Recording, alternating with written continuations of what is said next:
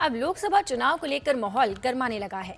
राजनीतिक दल सियासी बिसात बिछाकर सत्ता की राह को आसान बनाने की कोशिश में लगे हैं। खासकर उत्तर प्रदेश में सियासी दलों ने अपनी रोटियां सेकनी शुरू कर दी। जहां बीजेपी साथियों को जोड़कर गठबंधन को मजबूत कर रही है, तो वहीं दूसरी तरफ अखिलेश यादव AIMIM से किनारा कर रहे हैं। इस फैसले के बाद अब ओवैसी ने भी अकेले दम पर चुनावी मैदान में उतरने का ऐलान कर दिया। तो ओवैसी के इस ऐलान से कौन होगा परेशान और किसे होगा फायदा, देखते हैं इस रिपोर्ट में।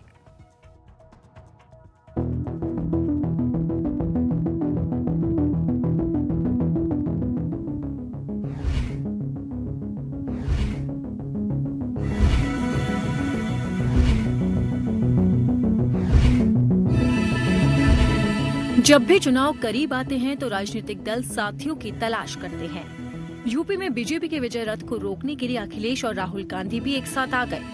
इसी दोस्ती को देखते हुए ओवैसी ने भी गठबंधन के सपने सजाए, लेकिन अखिलेश के इनकार से वो सपने चकनाचूर हो गए। जिसके बाद अब ओवैसी ने भी आंखें दरेर ली है और AIMIM के अकेले दम पर चुनावी मैदान में उतरने की घोषणा कर दी। यानी उत्तर प्रदेश की 25 सीटों पर असदुद्दीन ओवैसी की पार्टी ऑल इंडिया मजलिस-ए-इत्तेहादुल मुस्लिमीन अकेले ताल ठोकेगी। AIMIM ने कहा कि बीजेपी को तीसरी बार सरकार बनाने से रोकने के लिए समझौता करना चाहते थे। इसी वजह से सिर्फ 5 सीटें मांगी थी, लेकिन अखिलेश यादव समझौता करने को तैयार ही नहीं हुए। आपको बता दें कि AIMIM ने अखिलेश यादव से गठबंधन की पेशकश की थी और इसी के साथ ही 5 सीटों की मांग भी की थी, जिसमें नगीना, आजमगढ़, मुरादाबाद, संभल और आंवला सीट शामिल थी। पार्टी की तरफ से कहा गया था कि अगर ये सीटें मिलती है तो नगीना से दलित नेता पवन अम्बेडकर को उम्मीदवार बनाया जाएगा, जबकि आजमगढ़ सीट से पार्टी के प्रदेश अध्यक्ष शौकत अली चुनाव लड़ेंगे।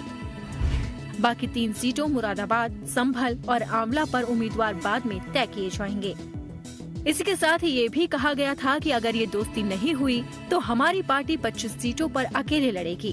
और अब तो अखिलेश की चुप्पी के बाद ओवैसी अकेले मैदान में उतर गए। अब ओवैसी ने तो अकेले दम पर चुनाव लड़ने का ऐलान कर दिया। ऐसे में सवाल उठता है कि इस फैसले से किसे फायदा होगा और किसे नुकसान। मुस्लिम वोट बैंक के आंकड़ों पर अगर गौर करें तो राज्य में लोकसभा की 80 सीटें हैं।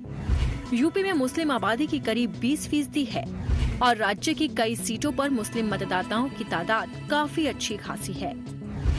वहीं राजनीतिक जानकारों की माने तो इस घोषणा से समाजवादी पार्टी और कांग्रेस का समीकरण बिगड़ सकता है। माना जा रहा है कि AIMIM पश्चिमी यूपी की सहारनपुर, मेरठ, रामपुर, संभल, बुलंदशहर, अलीगढ़, कैराना, बिजनौर, अमरोहा, मुरादाबाद समेत 25 मुस्लिम बहुल सीटों पर अपनी ताकत झोंकेगी। इसके अलावा AIMIM बागपत, बदायूं, पीलीभीत, मोहनलालगंज, लखनऊ, गोंडा, डुमरियागंज, संत कबीरनगर सीट पर भी उम्मीदवार उतार सकती है। इनमें से कई सीटें सपा ने कांग्रेस को दी है। अगर इन सीटों पर ओवैसी उम्मीदवार उतारते हैं, इस पर वोट बट जाएगा, जिसका सीधा फायदा बीजेपी से लेकर मायावती को हो सकता है। आपको बता दें कि यूपी से पहले बिहार में भी पार्टी अकेले दम पर चुनाव लड़ने का ऐलान कर चुकी है। यहाँ पर AIMIM ने 11 सीटों पर चुनाव लड़ने की पेशकश की है। भाई, बिहार में और राष्ट्रीय स्तर पर हम लोगों ने बड़ी कोशिश की कि सेकुलर वोटों का बिखराव नहीं हो। हम लोगों ने इंडिया गठबंधन के तहत शामिल होने का इरादा किया। हरचंद के इन लोगों ने हमारे सीने पे खंजर भी घोंपा, हमारे लोग तोड़ लिए गए। लेकिन राष्ट्र हित में, दलितों के हित में, अक़लियतों के हित में ज़रूरी है कि मैं उनका साथ देता। हम लोगों ने बड़ी कोशिश की, लेकिन अब भी ढाक के 3 पात हैं। ये सारी पार्टियां ये चाहती हैं कि दलितों और अक़लियतों का वोट लें, लेकिन इनको कहीं भी प्रतिनिधित्व में हिस्सेदारी न दें। तो ये बड़ी दुख की बात है। नतीजा ये हो रहा है कि हम लोगों का दबाव है पार्टी के तमाम तर कारकुनों का, हमारे जो वर्कर्स हैं उनका, कि साहब हम लोग इतना प्रयास करते हैं, अगर हम लोग इस तरह से विफल हो जाएं तो कैसे क्या होगा। तो हम लोगों ने 11 सीटों पर बिहार में लड़ने का फैसला किया है। पिछले चुनाव में बिहार के मुस्लिम बहुल सीमांचल इलाकों में जीत का स्वाद चख चुकी AIMIM को यूपी में भी ऐसी ही उम्मीद है।